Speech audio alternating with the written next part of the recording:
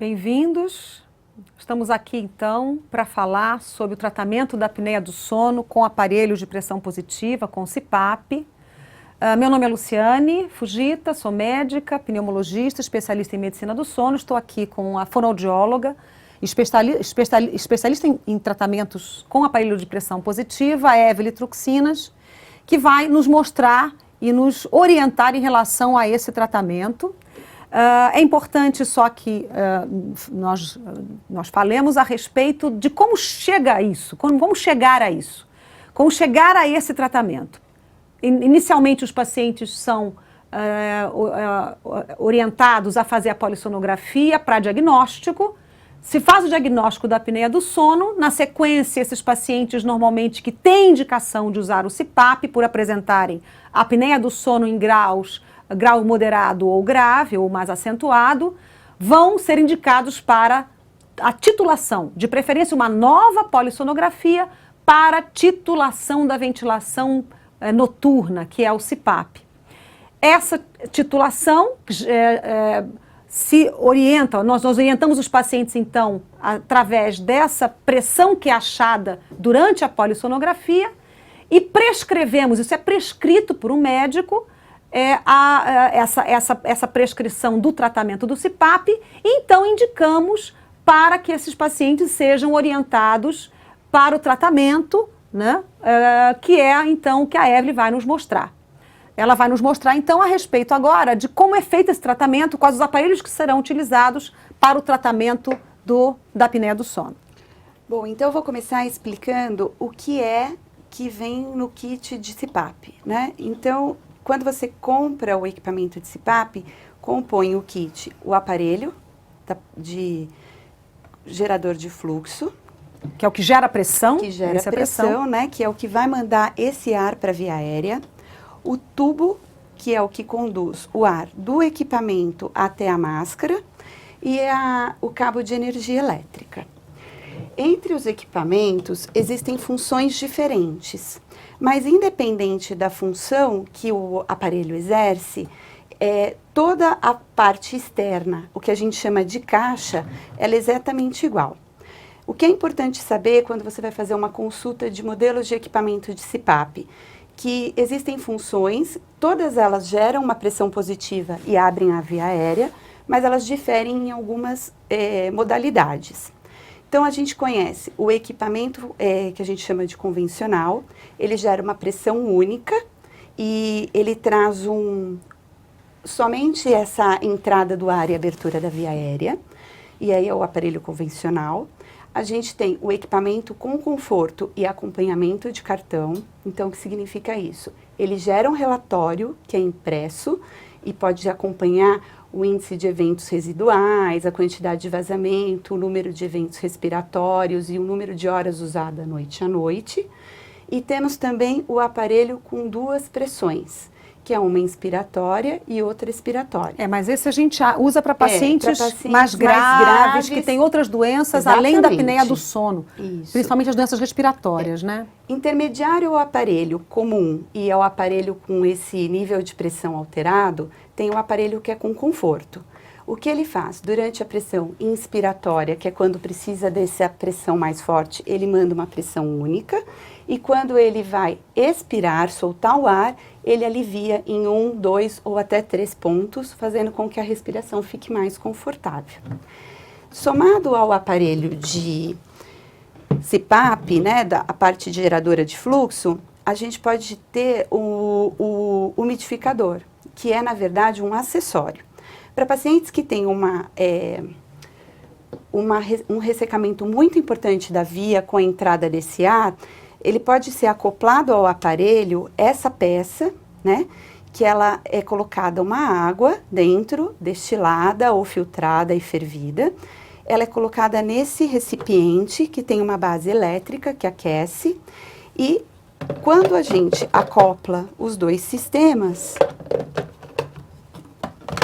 ele fica com um tamanho maior, mas proporciona um conforto melhor ao paciente. E os aparelhos são muito semelhantes, né, Evelyn? São, Mesmo os marcas diferentes, de marca, né? Às vezes o que o paciente pergunta é, eu consultei no mercado, existem várias marcas, elas diferem?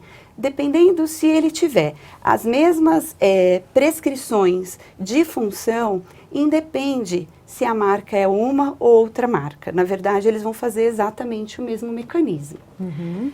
Um fator muito importante, né?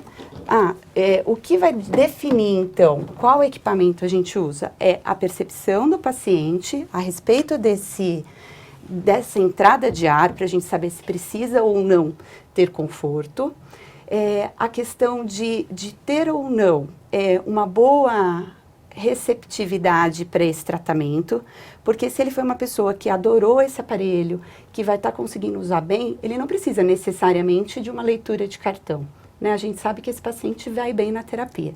Mas é importante o cartão, muitas vezes, que a gente consegue acompanhá-lo o paciente. Noite a noite, para se conseguir ver como é que ele está se adaptando, né, Evelyn? Exatamente. Mas às vezes por questão de custo. O custo fica um pouco maior. Funcionalmente ele consegue as duas possibilidades.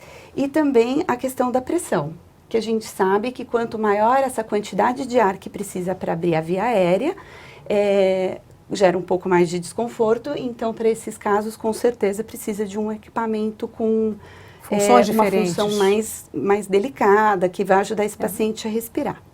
Importante também não é só o modelo do equipamento e a função que ele faz, mas é a máscara de CPAP, porque ela é que vai estar diretamente ligada, né, ao rosto do paciente e vai estar fazendo com que ele respire bem, minimizando o desconforto do uso do aparelho. Então, basicamente, nós temos 3 modelos de máscara, né? Deixa eu passar para cá. Então, temos um modelo que é nasal. Se quiser pôr esse um pouquinho mais para cá, Lu. Um modelo que é nasal, que é esse primeiro aqui. Então, ele atende a qualquer pressão. O paciente tem que ter uma via aérea boa, que funcione bem, porque todo o fluxo de ar é enviado por essa via, né? Pelo nariz, Pelo nariz. E aí, o que ele vai fazer? Ele vai jogar essa quantidade de ar e vai manter aberta a via para que o paciente, a garganta, para que o paciente respire. Ele tem diferentes modelos, diferentes tamanhos, diferentes materiais, mas funcionalmente é exatamente igual. O que vai dizer qual modelo dentro dessa modalidade é interessante para o paciente é a prova e o teste desse aparelho. O tamanho de nariz, exatamente, tipo de face, exatamente, vai fazer com que a gente escolha a melhor máscara para esse paciente. Não é só a modalidade que importa, né? Ele tem que estar adequado. Não adianta ter um nariz muito pequenininho numa máscara grande ou um nariz muito grande numa máscara pequena, porque ele não vai conseguir usar. E é muito importante que a gente deixe claro que essas máscaras têm que ser experimentadas, porque não existe uma máscara universal. Cada um tem uma face diferente, cada um tem um tipo de nariz, e isso tem que ser experimentado. É muito difícil você comprar sem experimentar. Grande parte das pessoas que adquirem a máscara sem experimentar acabam errando e tendo que trocar de máscara mais cedo do que deveriam. Exatamente. Ainda na modalidade para pacientes que respiram bem pelo nariz, né, tem essa via bem desobstruída, como eu havia dito, a máscara nasal, ela aguenta qualquer nível de pressão, então do 4 comum, né? ao até 16, mais 17, altas. ou casos de pacientes de ventilação até pressão maior, tem essa máscara que, como ela é bem mais delicada, né? Então ela tem toda a parte da testa sem nenhum apoio, a máscara fica somente dentro da narina, deixando todo o rosto com mais liberdade, diminuindo assim o vazamento. Ela funciona muito bem até 12 de pressão. Pressões menores, ela é melhor, ela é né? mais confortável. Mas senão acaba vazando mais, né, Evelyn? Mas também levando em consideração a opinião do paciente. Isso não é uma isso regra que para todo paciente que tem uma pressão baixa vá preferir esse modelo de máscara.